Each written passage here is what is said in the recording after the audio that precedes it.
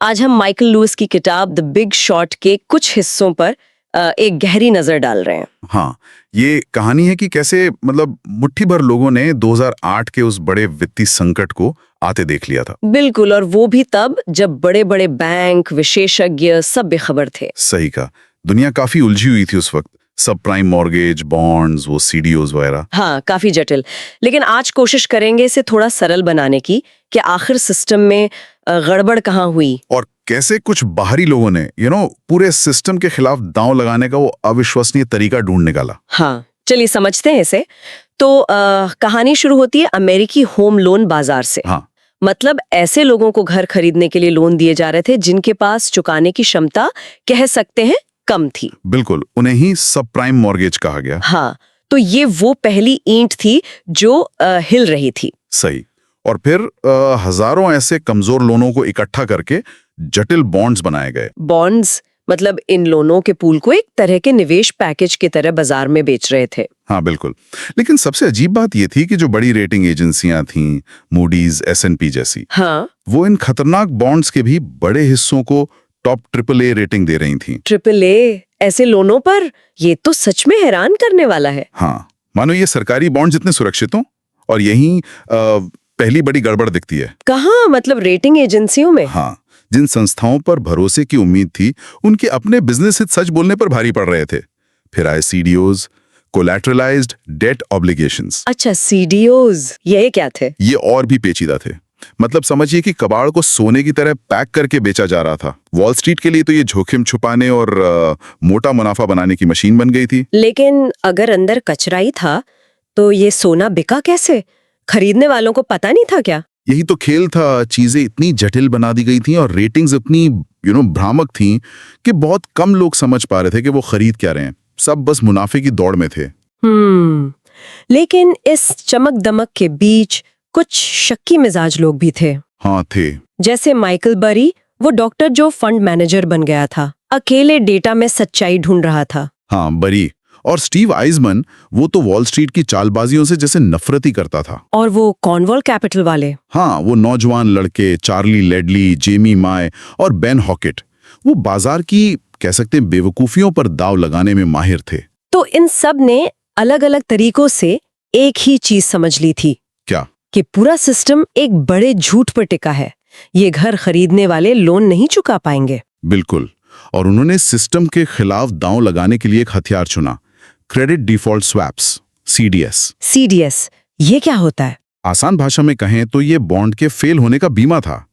अगर बॉन्ड डूबा तो बीमा बेचने वाला आपको पैसे देगा। अच्छा, तो माइकल बरी ने सबसे पहले इन सब प्राइम बॉन्ड्स के खिलाफ CDS खरीदे। हाँ, सबसे पहले।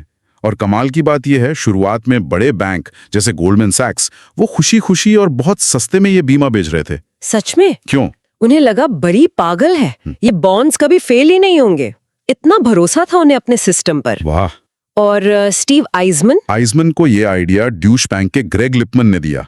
और कॉर्नवॉल वाले तो और भी शातिर निकले। कैसे? उन्होंने CDO के उन हिस्सों पर दाव लगाया जिन्हें सबसे सुरक्षित माना जाता था, AA रेटेड वाले, क्योंकि उनका बीमा सबसे सस्ता था। अच्छा। हाँ, जबकि उन्हें पता था कि जब संकट आएगा तो ये AA वाले भी B वालों की तरह ही डूबेंगे। पर इनका रास्ता आसान तो नहीं रहा होगा। बिल्कुल नहीं। बरी के निवेशक पैसा वापस मांगने लगे। उन्हें लगा बरी उनका पैसा डुबो रहा है। आइजमैन और कॉर्नवेल को वॉल स्ट्रीट के सेल्समैन पर रत्ती भर भरोसा नहीं था। और बैंक भी चालाकी कर रहे थे। हाँ, वो इनके खरीदे CDOs की कीमत जानबूझकर कम दिखा रहे थे ताकि उन्हें ज्यादा नुकसान न दिखे अपने बुक्स में। उफ। और वो लास वेगस वाली कॉन्फ्रेंस जनवरी 2007 में? हाँ, वो तो कमाल ही था।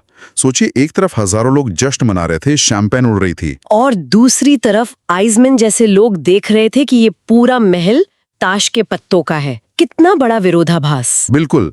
वहीं आइजमैन की मुलाकात विंग चाउ नाम के एक CDO मैनेजर से हुई और उसने साफ कह दिया क्या? कि उसे बॉन्ड्स की क्वालिटी से मतलब नहीं, वो तो बस ज्यादा से ज्यादा CDO बनाकर अपनी फीस कमाना चाहता है। ओहो, ये सुनकर तो आइजमैन को यकीन हो गया होगा। हाँ, कि सिस्टम अंदर से खोखला है। ये लालच का खेल था, समझदारी का नहीं। और आखिरकार 2007 में? हाँ, 2007 में जब होम लोन डिफॉल्ट वाकई बढ़ने लगे तो पत्ते बिखरने लगे। जिन बॉन्ड्स और CDOs को सुरक्षित AAA रेटिंग मिली थी, उनकी कीमत गिरने लगी। धड़ाम से। और जिन बैंकों ने आइजमन, बरी, कॉर्नवॉल जैसे लोगों को बीमा बेचा था, वो अब खुद बीमा खरीदने भागे। हाँ, पागलों की तरह।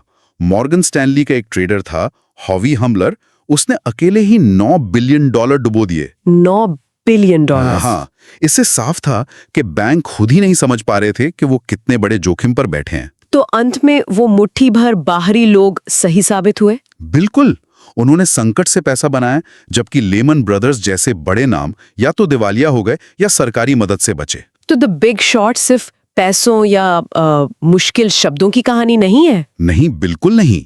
ये इंसानी लालच, जानबूझकर आंखें बंद करने और सिस्टम की खामियों की कहानी है। कैसे कुछ लोग वो सच देख पाए जिसे इतने सारे अनुभवी लोग अनदेखा कर रहे थे। और ये सोचने वाली बात है, जब सिस्टम में गलत काम करने या आंखें मूंद लेने के लिए इतने तगड़े फायदे हों, हाँ, तो क्या बड़ी बड़ी डिग्रियों और विशेषज्ञता का कोई मतलब रह जाता है? ये एक बड़ा सवाल है।